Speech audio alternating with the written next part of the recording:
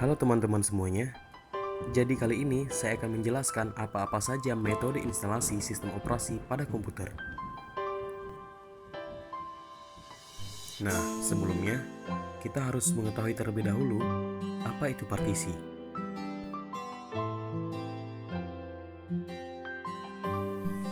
Sistem operasi akan diinstal pada media penyimpanan yaitu hard disk. Pada saat melakukan instalasi, biasanya dikenal dengan istilah partisi. Nah, partisi itu sendiri adalah pembagian ruang pada hard disk pada saat kita melakukan instalasi sistem operasi. Nah, untuk metode instalasi yang digunakan harus menyesuaikan dengan yang pertama adalah kondisi perangkat keras, yang kedua adalah kondisi perangkat lunak, dan yang ketiga adalah kebutuhan user.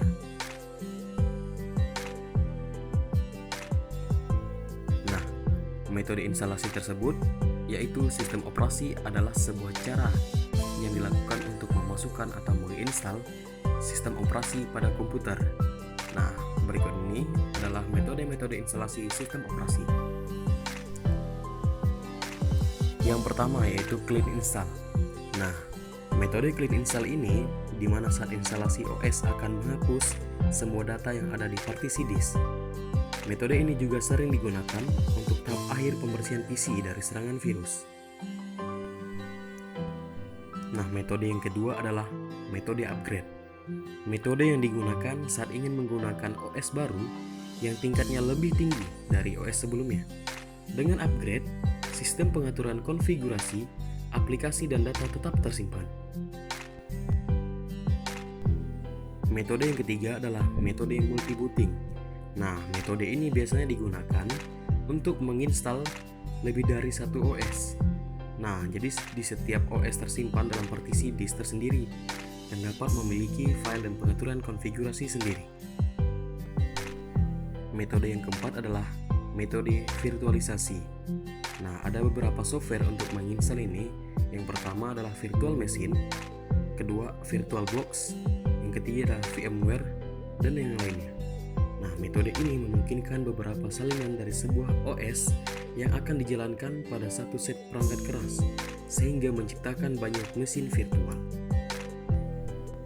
Nah, sebelum kita melakukan instalasi, ada beberapa hal yang perlu kita ketahui terlebih dahulu.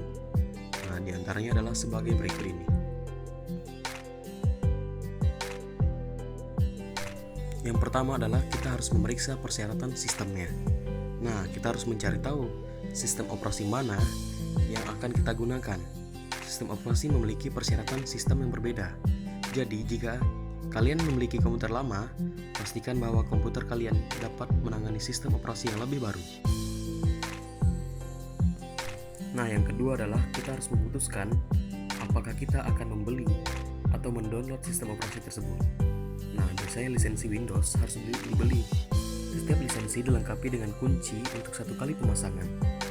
Nah, kalau Linux dapat diunduh dan dipasang dengan gratis sesuka hati kita. Meskipun beberapa versi Enterprise telah ditutup dan harus dibeli.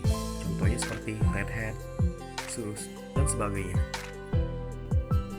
Nah, yang ketiga adalah kita harus memeriksa kompatibilitas perangkat Anda.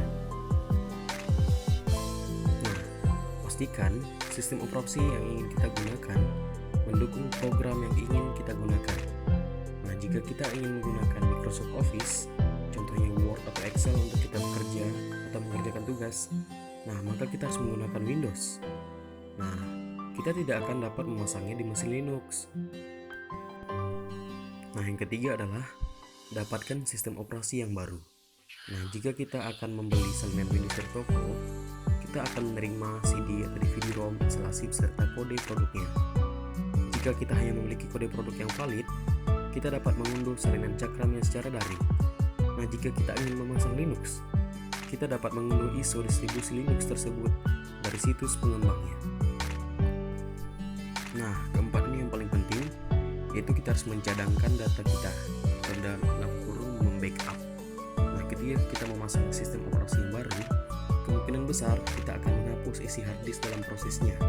Nah, selalu pastikan bahwa berkas-berkas sudah disalin ke lokasi cadangan sebelum memulai proses instalasi. Gunakan hard disk eksternal atau bakar datanya ke DVD. Nah, demikian saja metode-metode yang dapat saya berikan. Terima kasih, semoga bermanfaat dan sampai jumpa.